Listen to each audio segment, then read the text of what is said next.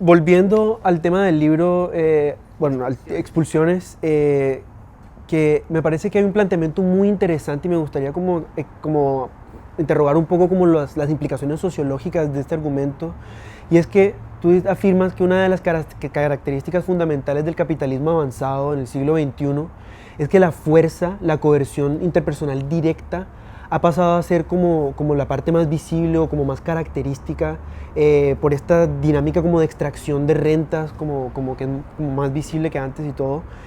Y es muy interesante porque uno dice como que, bueno, si ahora la fuerza es como la característica del capitalismo avanzado, eso no significaría decir que ya estamos viviendo en una cosa que no es capitalismo, porque el feudalismo era un régimen de fuerza. Mientras que el capitalismo es un sistema que se basa a partir como de la compulsiones impersonales directas, formas de dominación impersonal. Entonces como que lo que significaría este régimen de expulsiones es que ahora vivimos en una suerte como de neofeudalismo urbano, sí. O como cómo entender sí. La fuerza en este sistema, mira, mejor dicho. Número uno, cuando yo uso el término expulsión, para mí te doy dos ejemplos. Uno es, una vez que la tierra está muerta, ha sido expulsada en el sentido que ya no nos interesa, ya no hay nada que extraer, no hay nada, nos olvidamos que existe. Sí. La expulsión significa que mismo lo más material es el momento donde se vuelve invisible. No es que no lo podamos ver con los ojos. Y el otro ejemplo que me gusta dar es el desempleado a largo término, que en muchas de nuestras economías, a un cierto punto, simplemente ya no existe en las listas de los desempleados. El cuerpo todavía está, la voz, la inteligencia, la necesidad de comer, pero se ha vuelto invisible al sistema. Entonces, para mí, cuando yo uso el término expulsión, no es simplemente literalmente expulsión, es también que los sistemas que hemos generado hacen invisibles a ciertos elementos que van, como digo, de la tierra muerta a desempleados, y tengo toda una lista, ¿no?, de otros elementos. Entonces, otra vez, eso es un poco una teorización, ¿no es cierto? Pero es una teorización que surge, como me gusta decir a mí, de este momento en una investigación que yo llamo el momento antes del método. Sí. Before method. Yo escribo algunos artículos para revistas filosóficas, ¿no?, de before method. La importancia del before method. Para mí, entender lo que está pasando significa que yo no puedo simplemente entrar en la metodología, necesito un espacio anterior, un antechamber, que yo llamo el espacio before method, donde yo puedo ir donde quiero, no donde lo que legitimiza simplemente el método existente, dominante, etc. Entonces, eso no significa rechazar el método, pero significa que hay un paso importante que es estar abierto a posibilidades que uno no había pensado. Ahora, de facto, yo lo practiqué eso desde el principio, por eso me rechazaron mi primer libro 12 veces, ¿sabes? O sea, porque yo decía, pero aquí here is stuff to discover, aquí hay cosas que hay que descubrir, ¿qué está pasando? Que yo no me voy a ir aquí a la cosita chiquitita que me está diciendo el profesor, ¿no es cierto? Entonces, para mí eso desde el principio fue muy importante. Entonces, en el libro Expulsiones, un poco que lo desarrollo, en tanto que va de la tierra a los desempleados, ¿no?, toda una serie de manifestaciones, digamos, ¿no? Bueno, en el libro Expulsions, una de las características, uno de los argumentos más interesantes y de los cuales me gustaría como explorar como la implicación como sociológica profunda que conlleva, es el argumento de que dices que como que una de las características fundamentales del capitalismo avanzado en el siglo XXI es que lo más característico es la fuerza, como esta captura violenta de rentas, de banqueros, de compañías mineras, de toda esta forma como de despojos cotidianos, ya sea como visibles o invisibles, pero estas formas de despojo, concentración de la riqueza en muy pocas manos, que nos hace pensar como que el capitalismo se ha degradado en una forma de neofeudalismo, es decir, porque el feudalismo era un régimen de fuerza. en donde se daban este tipo como de despojos, donde la riqueza estaba concentrada en muy pocas manos. El capitalismo, por el contrario, es un régimen de igualdad formal entre individuos, así no sea de igualdad real, pero donde hay como compra y venta libre de trabajo, de bienes. Entonces, el argumento de Expulsions es como que se ha degradado el capitalismo en un neofeudalismo urbano o algo así. Sí. Bueno, me gusta mucho cómo lo planteas, y yo creo que sí, que se ha degradado, y que se empieza en 1980 en la gran mayoría del occidente y expande hacia África, América Latina ya en los 80 también, que se vuelve, o sea, es esta modalidad extractiva, digamos, ¿no? Que se agarra, se acapara. Por eso para mí lo importante. Ahora, si es un neofeudalismo, eso es una palabra, es un concepto muy efectivo para invitar a otra manera de pensar, en vez de lo usual ahora que es tanta gente que se vuelve muy rica. Eso en realidad no te dice mucho. Esta modalidad de describirlo como lo describiste vos te da contexto, ¿no es cierto? Nuestras imaginaciones oyen tus palabras y dicen sí, sí, sí.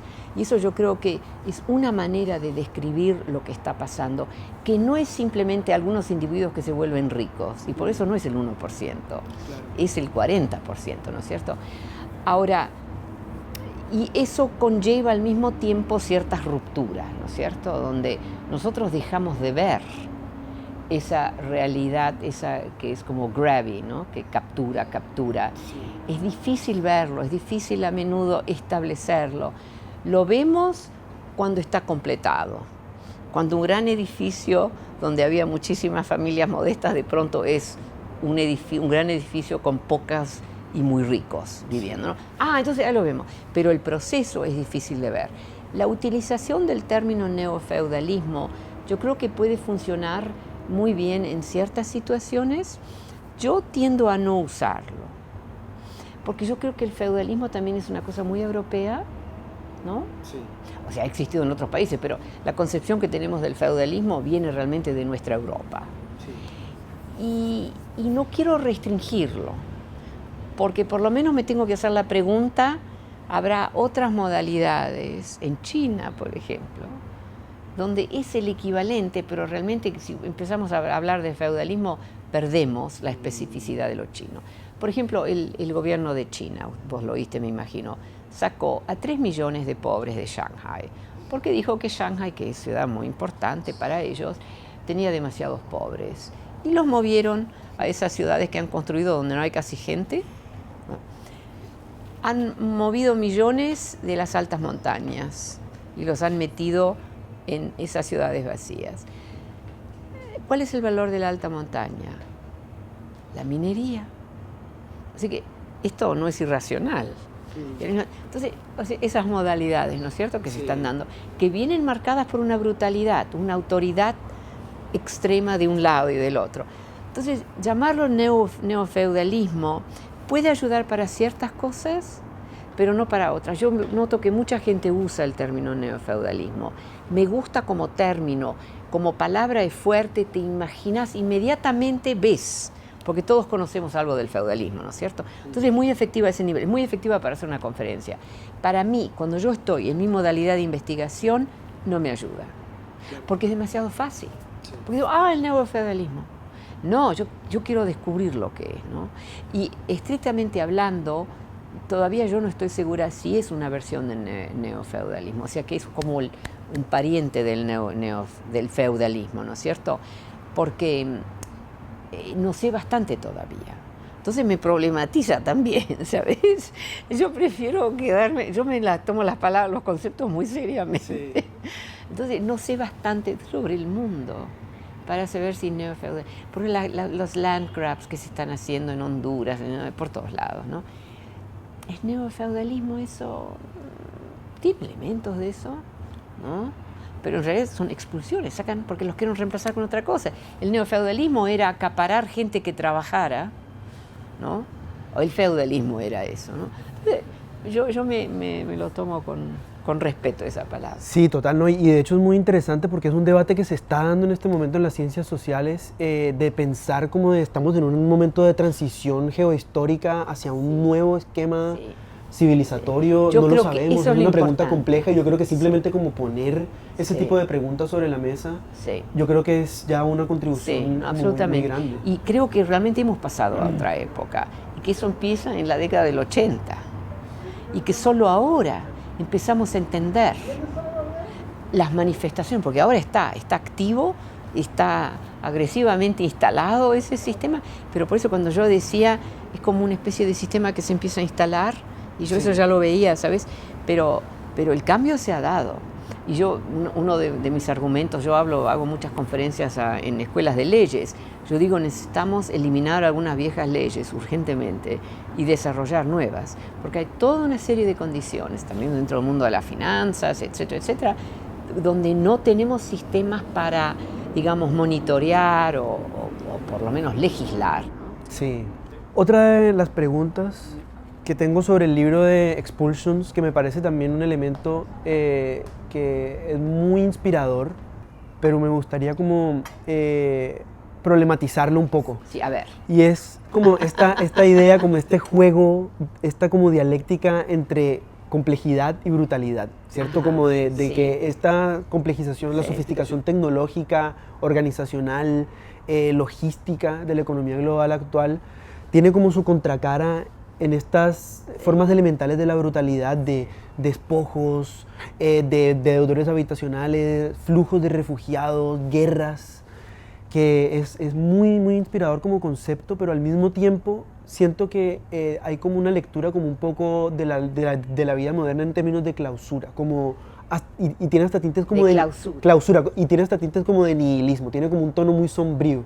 Entonces como que yo pienso, por ejemplo, en la teoría como de la acumulación primitiva de Marx, que inspira de alguna forma tu noción como Claro, del libro de sí. Expulsiones. Pero Para deja Marx, espacio.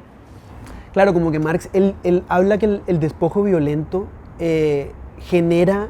abre como la posibilidad de mundos distintos, como que él lo pone en términos como que la violencia es la partera de una sociedad que lleva dentro de sí el germen de una sociedad futura. Entonces lo que yo quería como preguntar es como, ¿estas expulsiones estarán sentando la base como de un globalismo alternativo, como de una sociedad futura que sea radicalmente distinta a la que conocemos? Bueno, es una pregunta que yo también me hago. Y yo lo que veo, pero esto es a nivel muy micro, pero muchos micros por el mundo, ¿sabes? Es una especie de, y también escribí algo donde llamo por hacer eso, que es relocalizar lo que podemos relocalizar. Entonces, si yo quiero tener una computadora, no lo puedo relocalizar, porque tengo que ir a la fábrica, quiero tener una franquicia, digamos, que me permita comprar la computadora. Pero si yo quiero tener mi imagen es una taza de café en el barrio, necesito realmente una ¿cómo se dice? Franchise, una franquicia, como, ¿cuál es el famoso café ahí? Starbucks. Starbucks. ¿Necesito un Starbucks? No. Hmm. Entonces, esos son los dos extremos, por así decirlo, ¿no es cierto? ¿A qué punto? Entonces, uno de mis proyectos ahora ha sido, que hace 2 o 3 años, ya he escrito algunas cositas, relocalizar, la importancia de relocalizar lo que podemos relocalizar. Eso es un elemento en respuesta. Hay un segundo elemento. Y es que dado este sector intermediario, que sabes siempre me obsesionó, por ejemplo, ahora tenemos ciertas modalidades, que ya es una especie de decadencia total del concepto, que en su originalidad, en su origen, fue un concepto complejo, ¿no?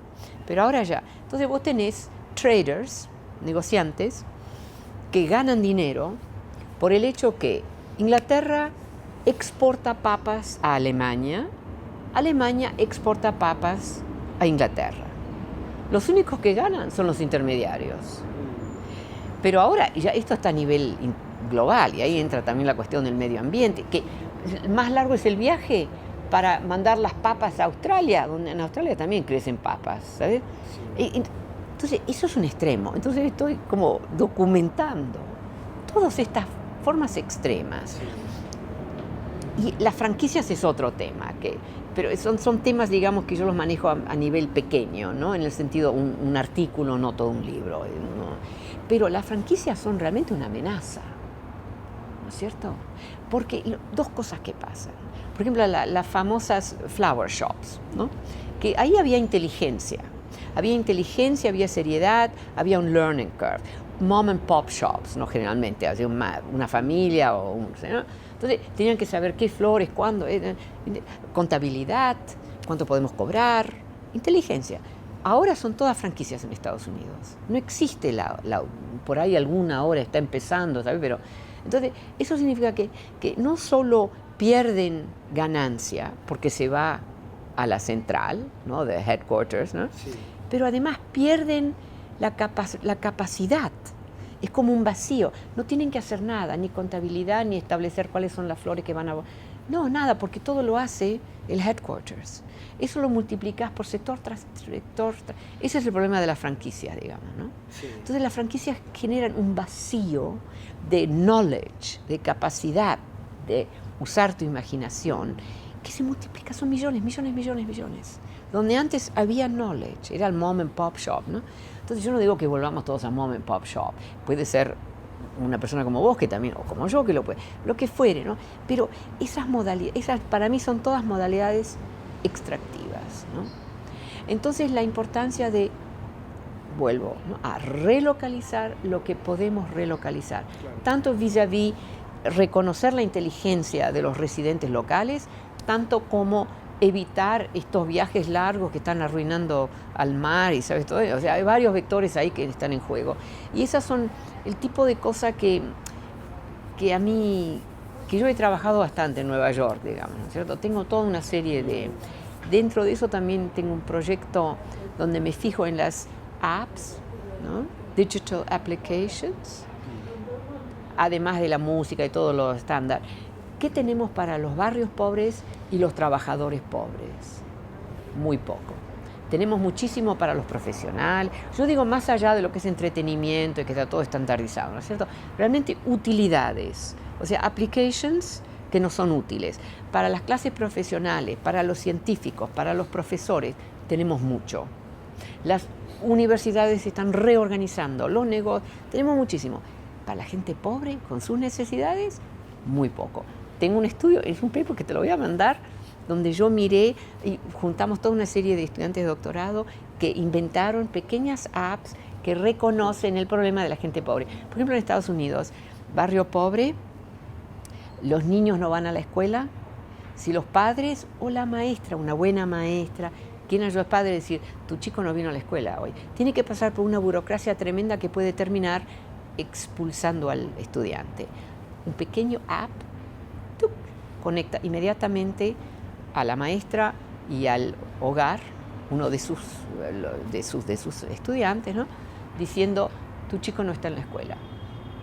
Entonces el padre sabe y evita toda la burocracia, etc. Pero tengo una lista larguísima de estas apps.